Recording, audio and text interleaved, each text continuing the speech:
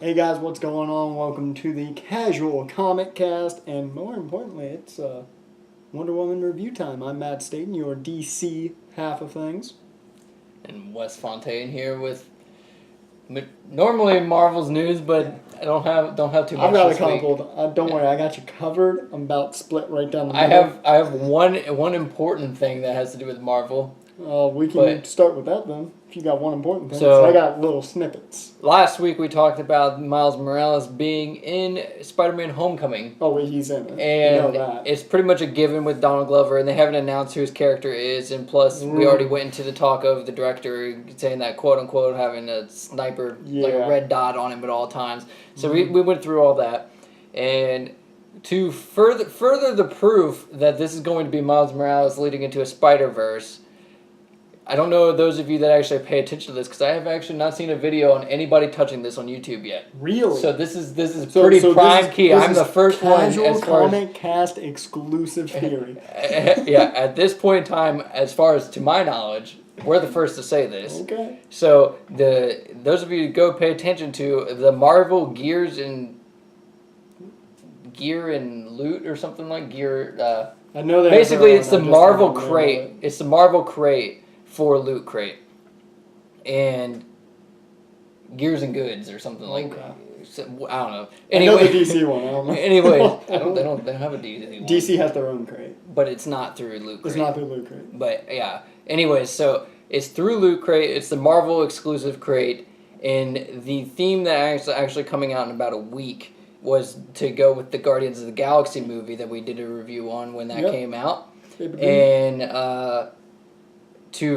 back to the Spider-Man thing, the next crate, the theme that is set up is Spider-Verse. And guess what? It's set up to be around the same time frame when Spider-Man Homecoming comes out. So guess what? It's Spider-Verse. Isn't Miles Morales in the Spider-Verse? Exactly. And we all want Donald Glover's mom. 99.9% sure that Donald Glover is Miles Morales. Yeah. It's pretty much guaranteed at this point. Yeah, it's guaranteed. It has to be. Here first. So it's a guarantee that Miles Morales is Loot Crate basically. Loot Crate / Marvel basically definitely leaked it even further rather than they gave the giant hint. Yeah, rather than just the director basically giving the hint since he didn't say blatantly no. So yeah, since there's the we're very high in expectations that that's going to be Miles Morales in the film. So if he doesn't come out and say his name is Miles Morales in the film, there's going to be like some big thing that 110% says he's Miles Morales. Yeah, it's going to definitely hint at it. I mean, honestly, when you watch the third trailer, it pretty much says he's he's big. They're either doing the biggest tease of all time and going to swerve us entirely when you watch the movie, or I don't get why else you would say the line that you have to get better at this part of the job. How would he know the job? Yeah, well, exactly. Unless he's secretly Miguel O'Hara.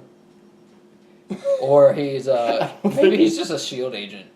I really hope not. He better be Miles Morales. If he's just a S.H.I.E.L.D. agent, I'm going to cry. I may just break down in the theater. And be like, no, you ruined it. But that's the big news. Let's continue with Marvel. Yep. And let's start with one of the most anticipated Netflix series, well, spinoffs, to come out. Or coming out. I wanted to continue with Spider-Man stuff. Okay, you want to go with Spider-Man stuff? Technically, this is Spider-Man-ish because he plays a big part in Spider-Man stuff. Yeah. Punisher. I actually have the issue where Punisher first debuted against Spider-Man. There you go. And it debuts in November. It's dropping sometime in November. They didn't give a full release date. We just know. Coming out this fall on the Netflix, we're going to see Frank Castle in his own series. And from everything that at least I've seen... Wait, it's coming out this fall? Yeah, November. Okay, but doesn't the Defenders come out in August or something? I think Those are pretty close. I think so. Maybe we'll see some Frank Castle in the Defenders? Well, I'm not saying that. I'm just saying that's cool. We don't have to wait too long before we see the next one. They're going to drop one pretty That's quick what I was saying. But yeah, they're going to drop that in November, so that's going to be another thing you got to binge watch on Netflix for your Marvel craze. But continuing the Marvel craze, let's go with the crazy insanity that's coming with the casting of New Mutants. Because they've now casted, believe there's another mutant they've casted other than Cannonball, but all I could find from the articles I was looking at, was Cannonball being casted, and they casted Charlie Heaton, who, if you've watched Stranger Things, it is amazing. I know you haven't watched it. You need to watch it. I've watched a little bit. Oh, you watched a little bit? He's Winona Ryder's oldest son. That's who Charlie Heaton is.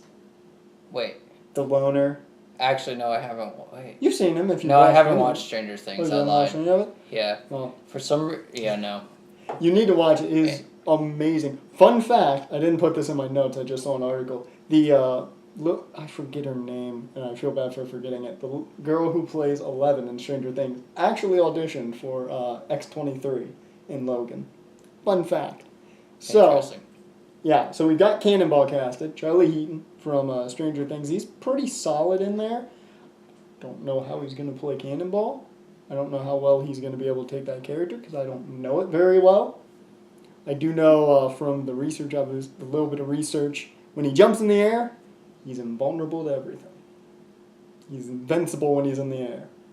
So, he's literally going to just cannonball on everybody. I don't understand how that's a weird mutant power. Yeah, you have to be in the air and you're invincible. But when you're on the ground, you can die, but you're invincible when you're in the air. Just stay in the air. Just continue to jump. Does it count if he's on an airplane? I don't. I think he's got to be. That's a real question. I think feet have to be off of surface. So if he's on an airplane and he lifts his feet up off the airplane, maybe does it still count even though his butt's on the seat?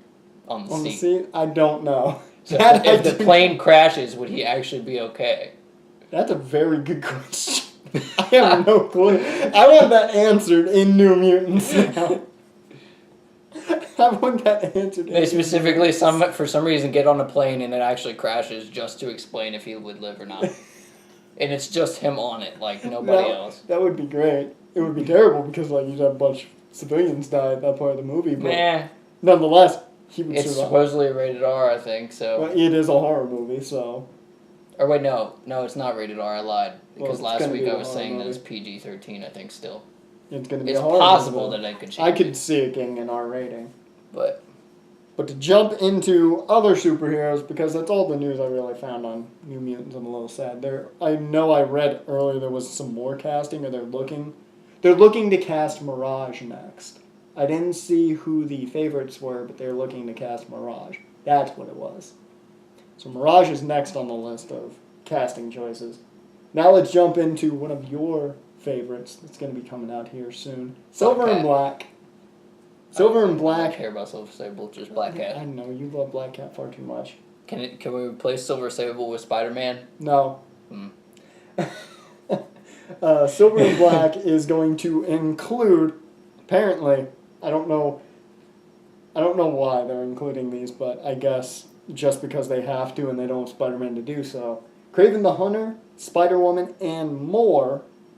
I didn't research they're putting more. Spider-Woman Spider-Woman is in it, and this goes to the news that just popped up right when I got on the site here that I find all my news on. Fun fact, it's comicbookmovie.com. Silver and Black is now rumored to be the setup for an all-female Spider-Verse team-up movie. And what it states here is... That's interesting because last week when we said that they could be setting up to where Venom would be where the Sinister Six, they would go after Venom. That could be your Sinister They're Six. going to go after Spider-Woman. There you go. Now you don't need... You don't need Spider-Man because you got Spider-Woman. Which is actually, that would work. So actually, Sony sounds like they could be doing something. They might have something going here. I like the sound of this. Sony... They're winning you over a bit? Yeah. They're winning you over like my praises are going to be sung later here. Sony with me, I think people should know by now, it's yin and yang. One minute they impress, the next minute they really just, it's either they do something really good and or they will do something really dumb. Or it's really bad and you're just like, I hate Sony, I'm never watching another movie ever again. Sony really has the yin and yang down for me. Like they don't have any full trust. That's what we should say. I don't have full trust in them. You were me before yesterday happened with DC. Well, that was me with DC too until yesterday. Well, for me it was more like I wanted them to succeed. I needed it for my life to continue, and then it was just, you hadn't been doing it, so I had lost faith. But we'll get into that after we touch on the DC news we got. But here it says, if the new rumor is to be believed, Sony's Silver and Black movie will build towards an all-female team-up flick, which will include the likes of Spider-Woman, Stunner, and Dusk. Now, I've heard of Dusk. I don't know her very well. I've never heard of Stunner. So that would be interesting, though, because if they're actually building to all of them teaming up, then I think that would be what it is. Mm-hmm. They're going to team up. Yeah, 5 on 6. Versus Sinister 6, I think. Yeah. That would be a good way to do it. Not only that'd be cool, because then I think that would be the first time that we would actually see, like, kind of on a grand scale of things. Let's put into a good example of it would be like a Avengers versus X-Men kind of scenario, or like Avengers versus Justice League. I don't know, like basically the teams. Yeah, it would be team versus team instead of just one person versus a team, or a certain team versus the rest of that team. Yeah, like so it would be on a bigger scale, like, because you have like basically even teams for once, rather than like, I guess you could sort of count Age of Ultron. There was a bunch of Ultron robots, but I mean nobody cares. It's still Ultron. Like it's still technically 1 on 6 or 1 on 8. Yeah, Avengers there were. He doesn't count as multiple people, so I think that's actually cool. So. And it does set them up, as we said before, in a position where Spider-Man's not needed. You can run which works. I like this too, because this gives me more hope that Marvel will keep Spider-Man. You know, and then they can keep doing what they want to do with him in the MCU, and then Sony could still do their own side thing with Spider-Woman. They've got their Spider-Verse over here, and I think that would be fine. I mean, yes, ideally it would be nice to have it all at Marvel. It would be nice if Disney and Marvel and Joss Whedon would just go in there and don't Joss Whedon. Or not Joss Whedon's over on our side right now. You know, he's helping us. That's the first time I've gotten the names wrong, because normally I'm all Kevin Feige and I don't really. But you were thinking Jeff Johns. That's what you were thinking, but you wanted to say Kevin Feige. Kevin Feige go in and get the stuff from Sony and bring back Spider-Man. But this is cool because if Sony gets this going for them, then they might not have a use for Spider-Man, or they might not seem that it's worth it because they have their own thing, and so they could let Spider-Man be in the MCU. And it would be good for the fans, for once. Oh, yeah, we finally get what we want. Yeah, and we also would get other characters on screen that we may not see in Marvel for a while, unless, they do go with Spider-Verse, but they don't need a bunch of spider people, They don't need Spider-Pig, Miles Morales, $20.99 at the same time. So basically, each one could have their own sets, if they do Spider-Woman in Sony, but then they do Miles Morales and then Peter in MCU. Miguel O'Hara, just because I want Miguel O'Hara. Yeah, they just they kind of diverse it, you know? Mm-hmm. I think that would be the best way to see a bunch of different characters, but no characters that are the same. And what we'll talk about later. They would be distinctly different. We won't see any of the same crossover. So then it's another recasting just because it's a different universe kind of situation. Maybe they could actually keep it distinct so people actually know the different universes. Yeah. So this allows for a much better setup. Between Miles being in Homecoming and now the this Spider-Verse. You're all smiles. Yes. Spider-Man happy. I will say I'll be suiting up every day. What I do like about this is this can play into a lot of what Wonder Woman I think did. And we'll talk about that in the podcast today.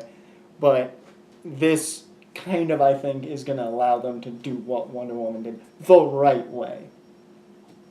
But let's cool down from Marvel a bit. We're excited now because of coming up with how much this is actually a good thing for Sony. Honestly, yeah, I'm really stoked for Homecoming because of Miles, and I'm stoked for Sony now. Now you're excited for Sony and Black. Because of the fact that, like I said, I think that this allows them to keep it separate more, and it makes it make sense for everything rather than just a bunch of BS. Think about this. Before we head off the topics of Marvel, think about this. You're going to get your favorite anti-hero, and I use quotes because she is mainly a hero when Spidey's around. You're going to get your favorite anti-hero, Black Cat, and you're going to get a good Spider-Verse setup that you're excited about.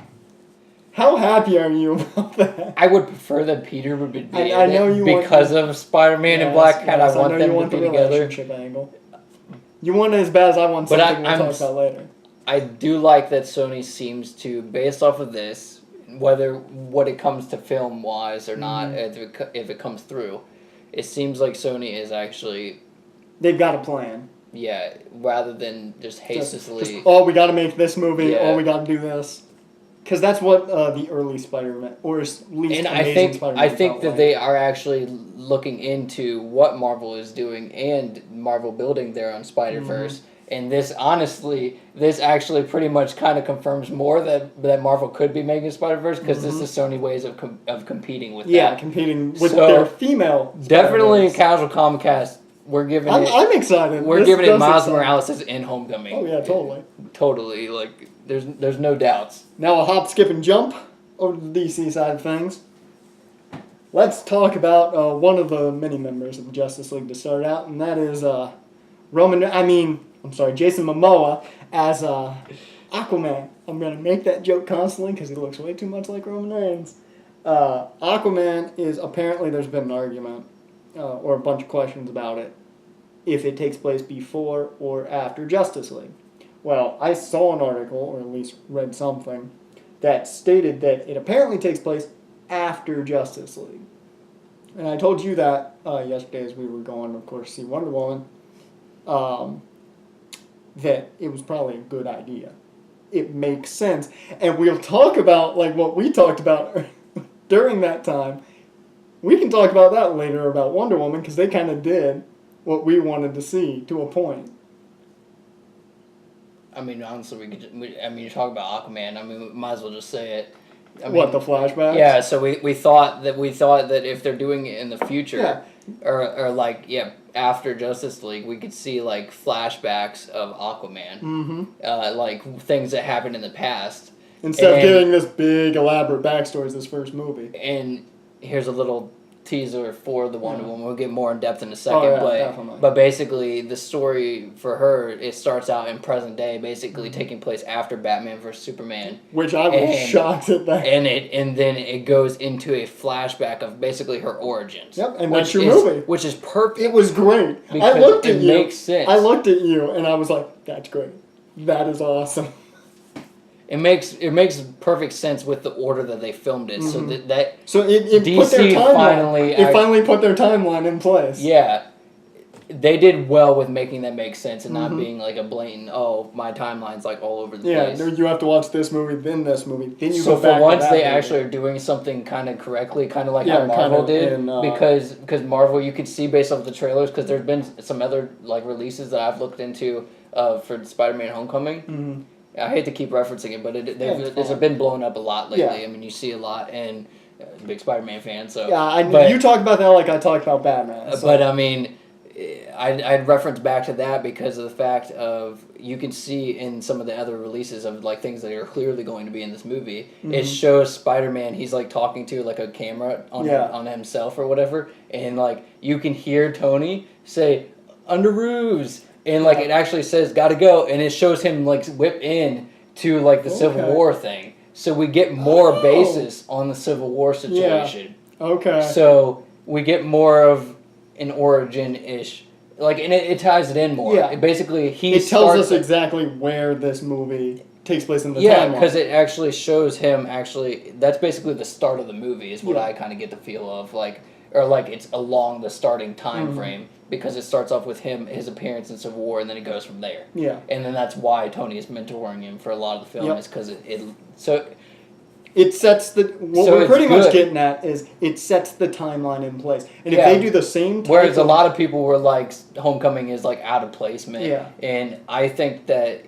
I mean, maybe the release date time is out of placement, but... Yeah, it kind of confuses you with... But when you watch the films... It doesn't confuse anybody. Yeah. I mean, it would line up perfectly. Yeah, if you're seeing this point where you're like, okay, so it is after that. Yeah. You know how to watch the exactly, which is exactly what Wonder Woman did. And so hopefully that's what Aquaman does. Literally, it seems like DC, Sony, Marvel, they're all finally figuring it out. Everybody's finally getting together. They're realizing, and that's what we need to do. Yeah, they're getting the bigger picture, and they're getting what people want. Today is just a happy Everything's episode. Clicking. It is a happy episode because I don't have any complaints really. Okay, I got one bad news because it's something that recently popped up on here. But we won't hop into that. We'll hop into some really good news. That's Gotham Season 3. Now, I haven't watched any of it yet. I've got most of it, except for like 2 episodes on my DVR. I've watched all but the last episode. I've got like all on my DVR at home. So far, from what I've heard, it's really good. It's good. And from what it seems to me, from what I know of it, it gives me the feeling that Season 4 is the last season before we see the cow. It definitely, from what I've seen, do you mind? Spoilers are fine. So we do a podcast. We spoil things. It's fine. From what I've seen, it definitely seems like Bruce is definitely being mentored right now. From what I can gather, is basically kind of like Ra's al Ghul kind of situation. Well, we'll bring that up in a second. Whether he actually is Ra's al Ghul or not, but from what I get the gist of, is he is still being trained at least on a mental level and a physical level. And some physical level. But they haven't shown too much of that. But they are still showing they are doing some training with him. Yeah, it's pretty much the setup. Yeah. It's almost like Batman Begins. You're getting the setup to him. That literally is what it is. It's just it's happening when he's a kid. Mm-hmm. So it's happening earlier than what we're used to seeing. Yeah.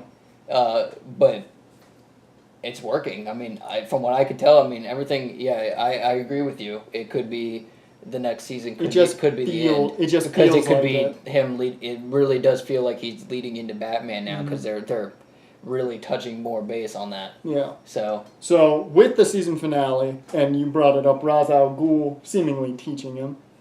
We do know Ra's al Ghul is in the season finale. He will be there. So Ra's al Ghul is going to be there, but thanks to little Bruce himself, the actor Dave Mazzouz, however you pronounce his last name, I apologize to him, very much so. I am bad at last names. He did confirm that we will, and I put it in all capital letters in my notes, will see Harley Quinn in the season 3 finale. So the Harley Quinn of crime. That's technically Joker's tag, but she gets it anyways. She's coming. She's showing up. And what's funny enough, I wonder if Jerome is gonna get out and like cause that or whatever. Or no, isn't he in Arkham right now? Or he went somewhere. I'm unsure. So I don't remember what happened to him. I'm unsure since I haven't seen any of season 3 just yet, or much of season 3. I don't think that it happens in season 3. At the end of season or wait, 2, maybe it was in the mid-season finale. It might have been somewhere in there. Finale. Yeah. Because whenever they break it up, it always confuses me. At the end of season 2, they did the what's the storyline? Love the storyline. They did the story, pretty much the Pale Man storyline where Joker, staples his face and all that, and it's Bruce fighting the fact of killing him, because that's where it ended there, and you didn't. Oh, that was the end of season 2. Yeah. Okay, so then that would be mid-season finale. That's when they took him to Arkham? Pretty positive. They caught Jerome. They didn't kill him. Okay, I wasn't sure if they took him to Arkham. It's been at a while least from since what I've I seen remember. That. It's been a while since I've seen it. I remember the scene. Now you got me second guessing myself. I could have sworn. I nerded up during that scene going like, they did it! They did that storyline! Oh my god! It was a big nerdgasm for me. But Harley Quinn is going to be revealed. The question is if it's Barbara Keene or if we're getting a young Harleen Quinn. Which everybody's really kind of, or at least I definitely. Really I want a young Harleen Quinn. I thought that it was Barbara the whole time. That's what I originally. Because she's been like on the like teeter. Like sometimes she helps Jim, and then sometimes she doesn't. And she really has the whole underground under her finger, like under her wrapped around her finger. I should say. I'm hoping it's a young Harleen Quinn, only for the fact of the matter that we'll get kind of that Joker Harley Quinn-esque, style with her and Jerome possibly. Oh, something's clicking. Something's clicking. I know who Harley is going to be. Ooh, Pretty dang close. You don't have to spoil it unless you want to. Lee. Ooh. It's Lee. The last episode that I watched, now granted I haven't watched this new episode that released, the last episode that I watched, it ended on her using the blood from the one guy, the sister of the Mad Hatter. Yeah. She was injecting it into herself. Ooh, that's and on top of that, prior to that, Jerome, when he was free during the whole situation of his face got taken off and all that, he went in and he was talking to her. He was talking to her. And he was like, I don't remember everything that was said. Because he woke up in her office. Yeah. So he had the conversation possible. with her, That is and then possible. That's a good she That's shot a good tie back. So I think it's Lee. Maybe. I think it's Lee. There's the theory that Lee is Harley Quinn. Nobody knows what we're getting with Harley Quinn. We just now know she will be in the season 3 finale. Now, one thing I just want to bring up because it makes the season 3 finale. It's coming, or is it happened? It's coming. Okay. It hasn't been done yet. I really, based off of what we've seen, unless they literally kind of put Harley just out there like they introduce her in the next few episodes or something, I'd say based off what we've seen, it's Lee. Okay. That's my guess. But fun thing I just want to bring up just for the sake of it is that I was watching Film Theory and they were doing a thing on who Jared Leto's Joker is. They were doing the theory that he's a Robin instead of an actual Joker. He's a reincarnation. And they did all that.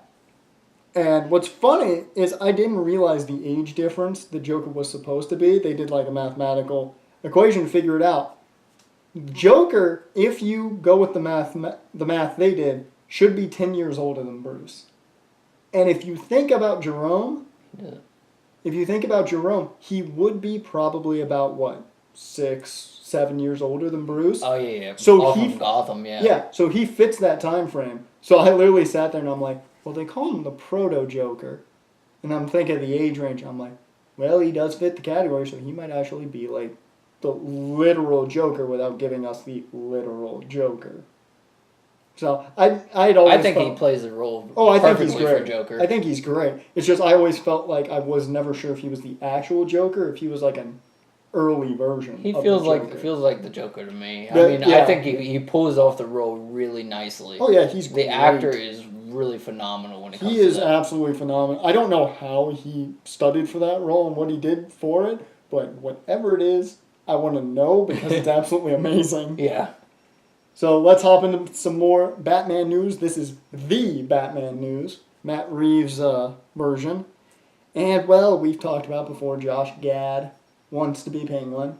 He put it out on the Twitter, put it out on Instagram. I think actually last time we actually didn't know the name, so you actually know the yes. name. You know Luckily, the name. I saw this today, yes. So I remember his name.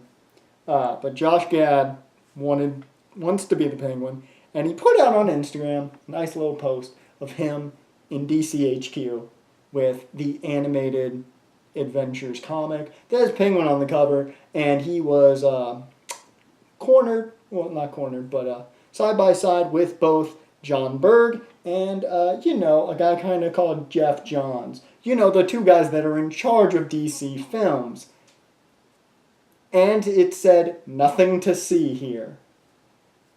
I don't know what that means. I don't know if he's just trying to tease us that, hey, I'm going to be Penguin. Hey, I might be Penguin. Or if he's being like, hey, guys, guess what? I'm going to be Penguin.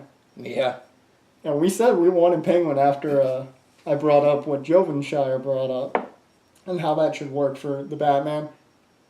I hope he's Penguin. That'd be awesome. But, I don't know what Matt Reeves wants because I'll just jump right into it. Apparently, there's questions now if Deathstroke's even going to be in the movie. Because, I'm going to get his name wrong too. Joe Manganiello, I think I actually got it right. Joe Manganiello isn't sure if he's even going to still be in the movie.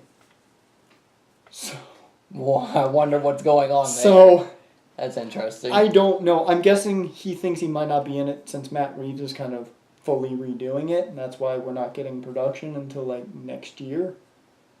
So I don't know what Matt Reeves wants. So maybe they would save Deathstroke for later or something. Maybe. I don't know, but it seems like we might get Penguin. Deathstroke might be out. We don't know what's going on. I think there's been questions with the Batman for forever now. I don't think we're ever going to know until it actually releases. We're not going to know until we get until we get word it's filming. Yeah. Well, we're not going to know until we get word it's filming, and then we're not going to know exactly how it's going to go until we get a trailer. Yeah. So I have some. That movie has question marks all around it. You might as well put the Riddler in there. I like that joke, but Edward Nygma popped right in. I will say though, after what we saw last night, I have some hope for it. I like Matt Reeves. I think him and Affleck should work well together. And if it comes out as well as what we saw last night with Patty Jenkins, Wonder Woman, hey, it should be good. Let's hop in to Wonder Woman, though, why don't we? Because that's all the news we need to cover right now. Let's get into one of the greatest superhero movies I've seen in a long time. Plain and simple, Wonder Woman should be the face of DC, and Superman should say dead. Do not bring him back. Don't. I mean, I'm preferable to no Superman because I don't like him. But after what we saw last night, Gal Gadot, you can do the only thing that I've seen Superman that I actually liked, and that's just because I was a kid kind of growing up watching it, is Smallville. That's the only portrayal of Superman that I've really seen, and he wasn't even really Superman. It's like him working on it, and that's what I liked about it. I guess but again, I watched it as a kid. Yeah. So I mean, kids kind of like anything. Well, you kind of related to it a little bit more since he was a kid, and not a full-grown man trying to learn or Superman. Any movie that I've seen that's Superman has just been meh. Well, that's one thing I've always said. There's never been a good Superman movie. Yeah. There's never been a good Superman movie. There's been, oh, that was terrible. Or there's been, it's not bad. Yeah. Like, there's no, that was a good Superman movie. So, but Wonder Woman. At this point, that's what I'm saying. Like, Wonder Woman has completely stole the show, so to speak, for DC. She brought life back to the... And really should just be the spotlight. Like, there's no need to continue with Supes. No, there's not. Because she could... I mean, you can even see in the Justice League trailers, I said this to you, that when she drops in, she's always like the front man, basically. Mm-hmm. She's right there taking the spotlight. She's in front of Cyborg and Aquaman. And she even tells him... She even goes, like, let's go. Yeah. It's like she's leading the lead. Which is perfect. I mean, she really... Based off what I saw in Wonder Woman, she should be the lead of and the reality of it is, I'll even kind of go with this angle is Marvel tries to get Steve Rogers, Captain America, to be the lead, which I don't necessarily care per se for him to be the lead, but she is basically DC's version of Captain America. Except for the movie was actually done better than the first Captain America. A lot better. Like 10 times fold. Like, I actually was like really inspired into that film. I don't know where it is. I didn't care too much that Red Skull was in there. Whereas I liked the angle with Ares. I'm a pretty big history buff, and Greek mythology. I also like a lot of Greek mythology, like you said, and so the whole World War situation, as well as the Greek mythology, that really got me into the film, and on top of the fact that they just did it a lot better than what we've seen from DC so far, film wise. Yeah. So. It single-handedly is the best DC film. Oh, easily. Easily. It's easily the best DC film. I hate to say this. As far as the comparison to what people would consider the counterpart. That would be the Dark Knight. I'm saying the counterpart as in Marvel side. As in like the first Avenger film. Yeah, that's a good Captain America. So I say that she beats out the first Cap film. Oh, easy.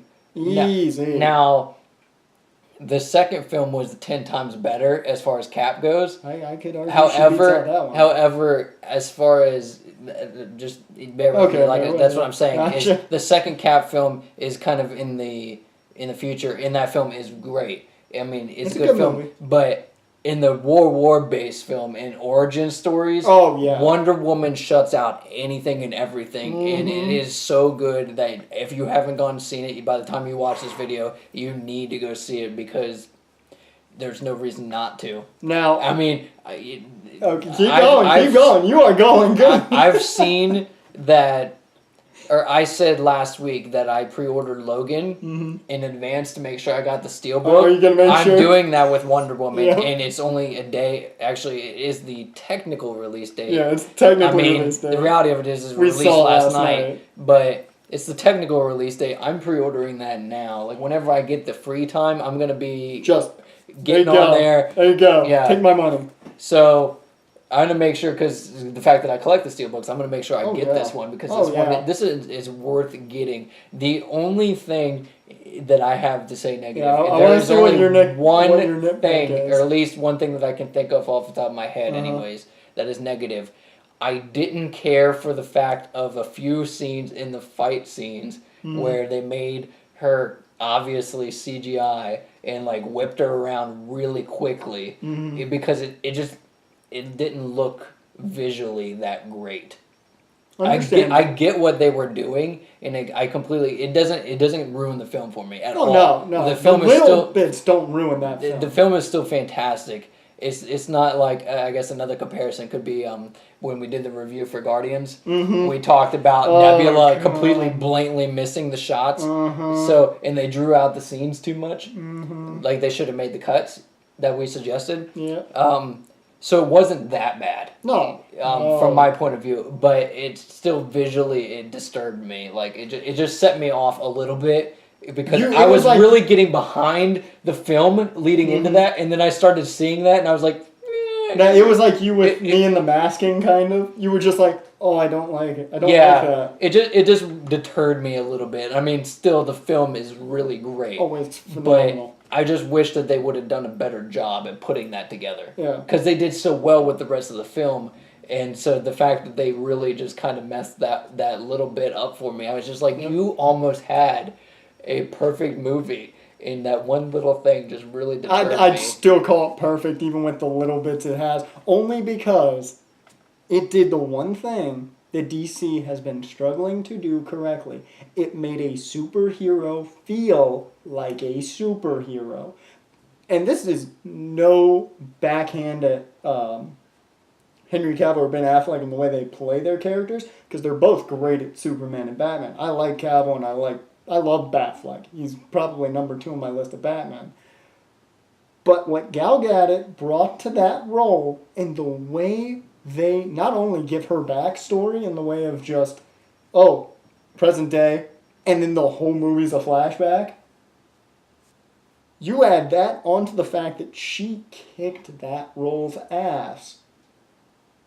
With that, Chris Pine apparently now knows how to play any role phenomenal. Based off of that, I mean, like we've said before too, actors that really represent the role. At this point, now that I've seen the film and how well it did, you can't change I don't see anybody else playing Wonder Woman. You can't. She's literally this generation's Linda Carter now, because the old school generation had Linda Carter as Wonder Woman, and you couldn't think of anybody else as Wonder Woman. Gal Gadot is our Linda Carter. You are not going to think of anyone else in that attire except for Gal Gadot. And they also did what you want from Marvel. You want Steve to die. Steve died. This was the whole time. The whole time I was going through the movie. I just see being the fact that, I mean, obviously those of you that watch every comic movie, you can clearly put the where DC and Marvel do get their Steve story. Rogers and Steve Trevor are almost identical characters. And they both die via plane. I mean, Cap doesn't fully die. He gets frozen in ice. But still, Cap takes the plane down, whereas the other Steve Rogers took it up and blew it up. Or Steve Trevor. Yeah, I'm sorry. I got that even confused in my head a couple times. While I was watching the movie, I kept calling him Steve Rogers. Yeah. But the one thing, and I'll just touch on this now because it's the one thing that it was nothing that killed the movie for me. It was something that killed Justice League on the inside. It has nothing to do with killing the movie itself. It just hurts me that I'm probably not going to get what I want. And you know what it is. I so badly love the Justice League cartoons for the fact that they play the greatest love triangle with Batman, Superman, and Wonder Woman. That for you is like me and Spider-Man and Black Cat. Yeah, it is. And it's only because in this case scenario, Supes makes it clear that he likes Diana. Diana makes it clear she likes Batman. Batman makes it clear he doesn't care. And it's just like, there's actually an episode when they get turned into kids and they're looking around trying to find some. I don't know the episode. I've seen the clip multiple times on YouTube. And Superman wants to split the party.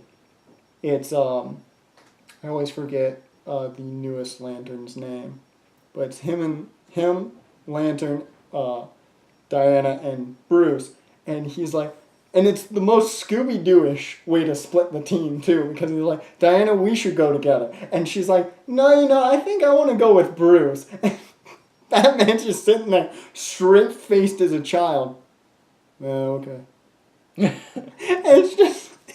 I'm sitting there and I'm like, sad thing is, that's exactly what it would do. We were making the reference while watching Justice League Dark, the animated movie, that it was funny that Batman just half the time was just, Yeah, he was ending a lot of the scenes like, That's really what he does in that scene. And I love the fact that they just make that obvious. And then Lantern comes in and says, oh, you just got real burned, bro. Like, he makes a reference to the fact that he just got stood up by her entirely. And it's great. I hate that we're not going to get that now with the fact that, spoiler alert, in the end of the movie, we already spoiled pretty much the biggest parts, but in the end of the movie, she still has a watch that Steve Trevor gives her.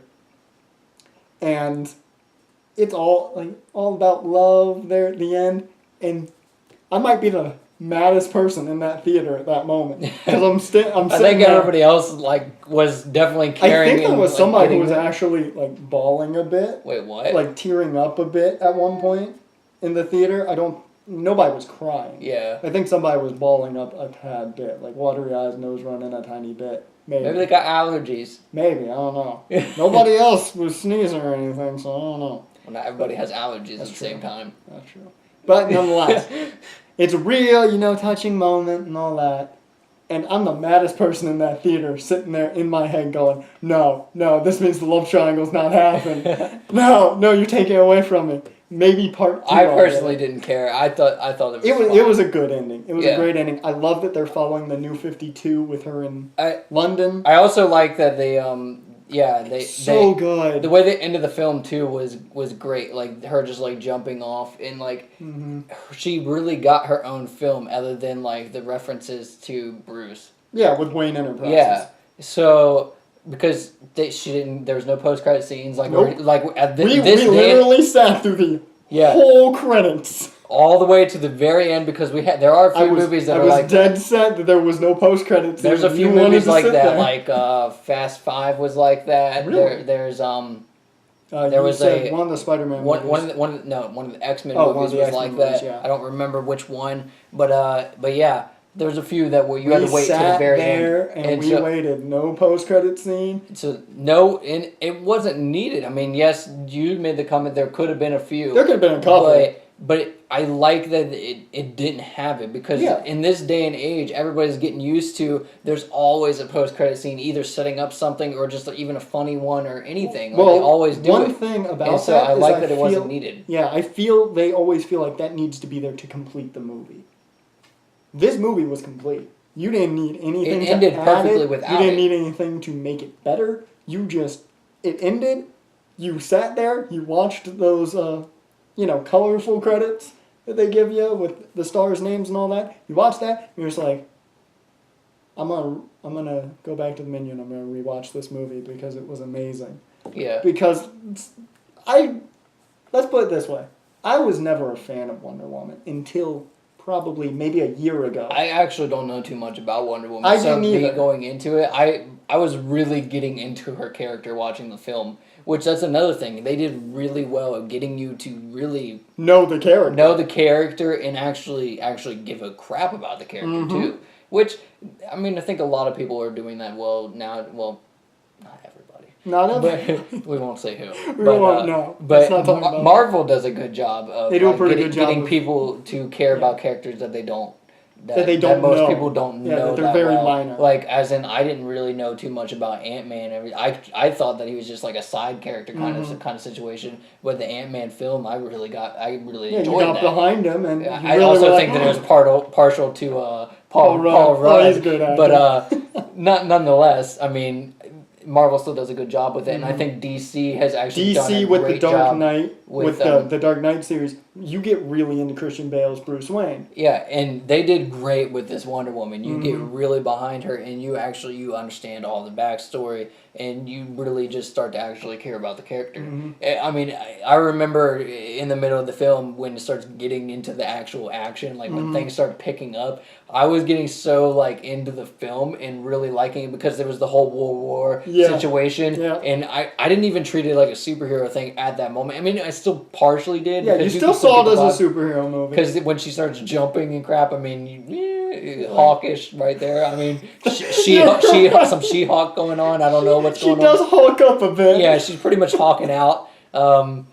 But other than that, I was like really getting into it because it was like a really inspirational like World War situation. Good. It's so good because like it's not just her; it's like like all of them. Steve Trevor, all the other soldiers. You see the German soldiers coming at her. So you get really feels inspired. Like a war movie. So at that point, I was like, maybe I should get some of her like origin comics or something. Like look into this because like I was really feeling it, which is exactly why. I'm gonna pre-order the Steelbook. I want this movie when it comes out, and also, like, I'm so strong about the character to the point to where, like I said, I made the comment when we first started that she should replace Soup, and nobody cares about Soup.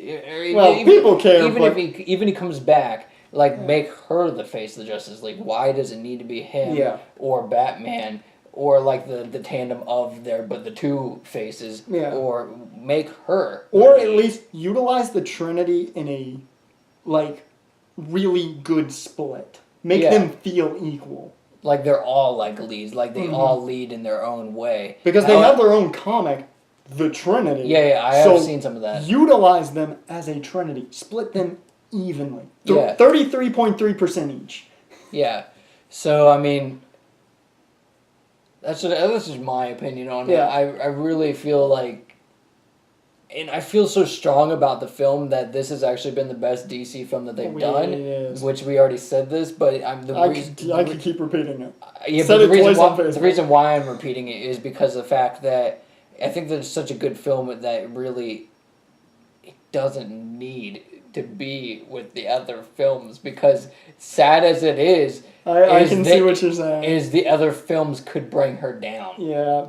But there's also the chance that she could bring the other films up. Yeah. But I'm just saying, do they really need to risk that? I was like, she's such a good thing on her own. Well, let's keep in mind. Do they really need to butcher it? Trust me, I totally understand where you're coming from. Because Batman vs Superman, she was the high point. But do they want to keep risking that of putting her in situations where the film is bad? I think as long as she's the high point, that doesn't hurt her. Yeah, but I'm not saying that she's going to do definitely at this point, I have every faith that DC and Wonder Woman that is going to be good no matter what she's in.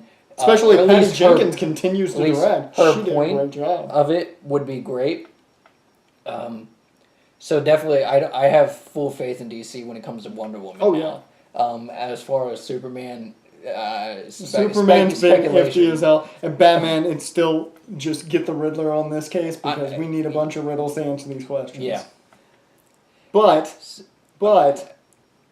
let's just put it. Let's give our rating here. Yeah, at this point, I think we've talked about the film enough. I haven't talked about my bit of issue with it, and this isn't even an issue with the movie. This is just me wanting more in the movie. The only thing I wanted. And this was after I got home and I was just chillaxing.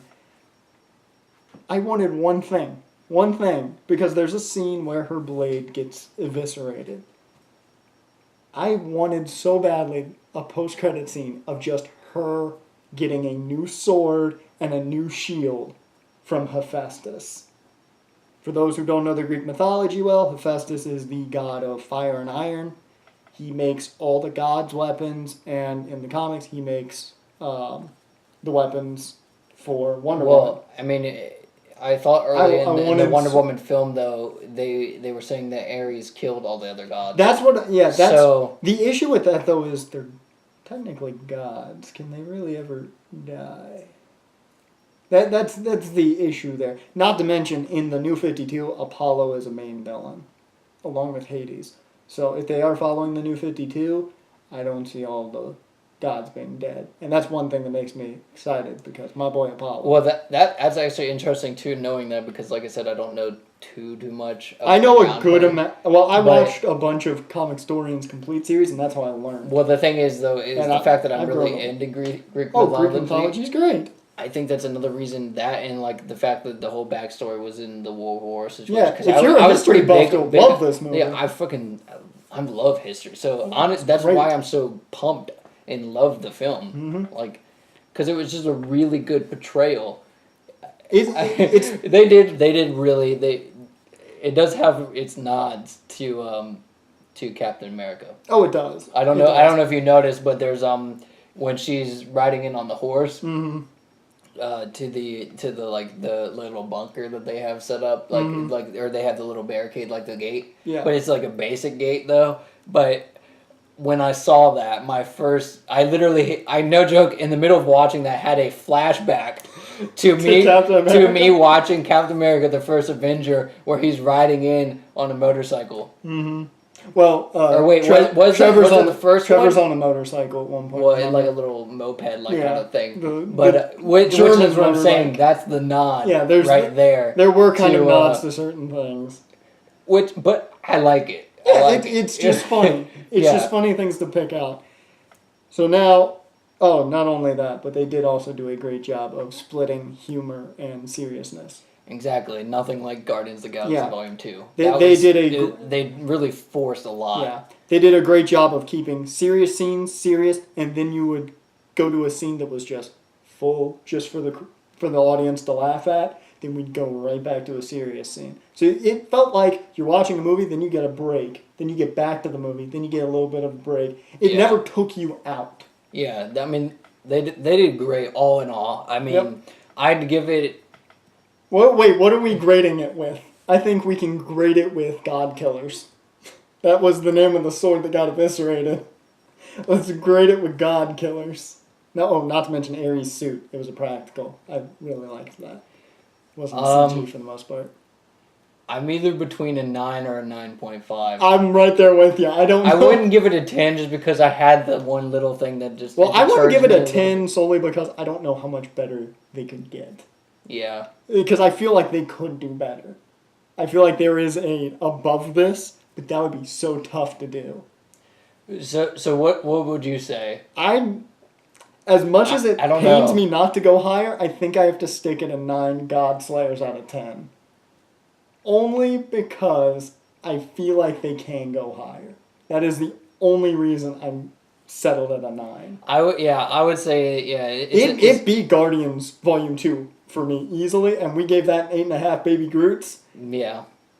I could go higher. It's the only thing that makes me that's what I'm saying is they could do better. In comparison to our review for Volume 2 of Guardians. We were judging it against Volume 1 as well. Yeah. So there was a little bit of balance. We were kind of fighting against those two to a point. Yeah, because there was angles that I liked about Volume 2 but I didn't like as well because Volume 1 did better. Oh, yeah. And so that's why we got the 8.5 because we were... This just is a straight movie. But this... 9 easy.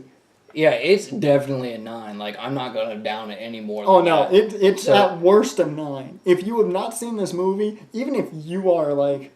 And I hate to say that it does get that strong female power vibe, which it has to because that's Wonder Woman's character. Even if you're like viciously against feminism and hate female power, you're going to go into Wonder Woman, you're going to watch that movie, and you're going to go like, holy shit, I don't want to anger a woman now. The only thing that I kind of didn't like at the end is you see like the Germans kind of like hugging each other, and they remember war completely ended, so it was like there was no bitterness between them at all. You gotta remember that. True. Because when Ares was killed, everything. Yeah. So I'd still go back to the main negative point was that just the little. Yeah, it was the tiny little bits of things. Although she gave a hell of a high knee at one point, something right out of roof. And literally in my head, I'm like, Macho Man would be envious of that high knee. But, I mean, yeah, all in all, it's 9 at least to a 9.5. It's somewhat... Here, Casual Comic Cast gives it a 9.25 God Slayers out of 10. Wonder Woman, you win. So there we go. There's the review for Wonder Woman. That's, once again, we'll say, if you haven't seen it, go out there, buy yourself a ticket, buy yourself 3 tickets. I mean, 3 different days, so you can go and watch it 3 times. I was repping when I went in. I don't know if you can see, but he was rocking blue the red shorts and blue. and red shirt. I was rocking the. I just rocked my Batman because I had to rep the DC. Yeah, I was repping the. I didn't have any Wonder Woman stuff. I'll tell you though, I might get some Wonder Woman gear. I had to rep the color scheme. I may buy some Wonder Woman gear. I'm not lying. I've grown very fond of her character. I told you I might go buy some of the origin stories for the comics because I like the Greek mythology. Maybe I'll get a Wonder Woman pop vinyl. She can help out. She can help out Terry and all the other guys I got. But anyways, guys, 9.25. Oh, so good. Out of 10. I want to go see it again now. For Wonder Woman. Definitely worth seeing if you haven't seen it. And let us know what you thought of it. If you thought it was bad, tell us why you thought it was bad. If you thought it was amazing like we did, go ahead and repeat after us. If you thought it was bad, I would like to know why. Yeah, if you didn't like it, that would be a big question for me. Because it did everything correctly. I mean, it's one of my top superhero movies at this point. Oh, I could put it at number 1, and that's Fighting the Dark Knight, which was my top. Well, mainly because it did Batman as right as you can get it to the point. Let me say this. Me being primarily into Marvel. Where does it rank against Marvel for you? That's the thing. That's the thing is me primarily being a fan of Marvel and not caring too much for what DC has done film-wise other than the Dark Knight trilogy. Mm-hmm. That film really tore me because of the fact that it got me to the point to where that had. I don't know if that could be my number 1. It could. Wow. Good job, Patty Jenkins. It could have possibly shut out anything Marvel. Good job, Patty Jenkins. And that's a heartbreaker for me. That hurts you. I know because it hurts you. I know it hurts you bad. I have to sit there and maybe just kind of think where do I want to put this? Maybe but next it week. Is at least at a bare minimum, without a doubt. It's in your top 5. It's in my top 5. Now, I think you could argue within that, I would say that I could argue it's in my top 3 out of that 5. Oh yeah, it's in my. It's easily in my top 5. It's really in charts. There, and there's no without a doubt. It is, like I said, is that good that it gave me that internal struggle. Yep. Me being primarily into Marvel and not caring for what DC has done, they have really. They took their meter from being down here to let's do this. Skyrocketing let's do this. With that let's film. put it on you have 3 choices. Which one's higher? Deadpool, Logan, or Wonder Woman? Arguably the 3 best comic movies to come out so far. At least in recent history. Where is it ranked with those? Because I'll tell you now. Logan, Wonder Woman, Deadpool. It's a very. Did you just hear me? Yes, I know. Well, for me, it's pretty much a tie for number 1 with Logan and Wonder Woman. Then Deadpool's right on their ass, but it's a tie for number 1 for me. Yeah, you remind me. I don't know why my mind was blanking on Logan. You remind me of Logan. Logan is number 1. Logan's and number beating 1. That.